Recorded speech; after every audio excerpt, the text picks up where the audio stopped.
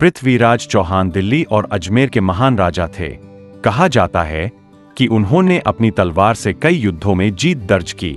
उनकी न्यायप्रियता और साहस की कहानियां किलों की दीवारों से लेकर लोकगीतों तक गूंजती है। यही उनके अद्भुत जीवन की कहानी की शुरुआत है। तराइन का पहला युद्ध ऐतिहासिक माना जाता है। चौहान ने गौरी को बुरी तरह हराया, लेकिन हारने के बाद भी उसे जीवनदान दे दिया। यहीं से कहानी ने करवट ली। दुश्मन ने हार का अपमान कभी नहीं भूला। गौरी ने हार का बदला लेने के लिए धोखे से हमला किया। तराइन के दूसरे युद्ध में पृथ्वीराज को धोखे से बंदी बना लिया गया। राजा के हाथ बांधे गए और आंखें फोड़ दी गईं। पर वीरता कभी आंखों की मोहताज नहीं होती। पृथ्वीराज की कहानी यही खत्म नहीं होती थी।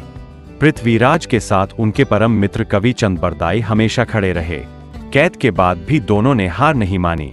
गौरी के दरबार में चंद बरदाई ने एक कविता में संकेत छुपाया, 4 बांस 24 गज, अंगुल अष्ट प्रमाण।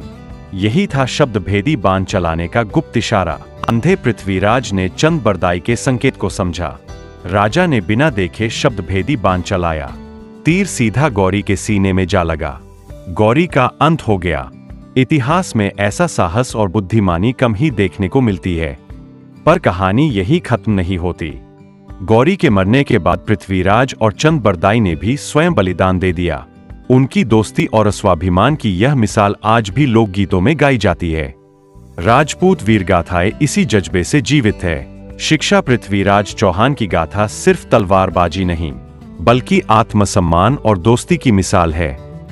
उनसे हम सीखते हैं कि संकट कितना भी बड़ा हो, हिम्मत और बुद्धिमानी से मुकाबला किया जा सकता है। सच्चा मित्र वही है जो आखिरी दम तक साथ न छोड़े। अगर आपको ये कहानी प्रेरणा देती है तो वीडियो को लाइक व सब्सक्राइब करें।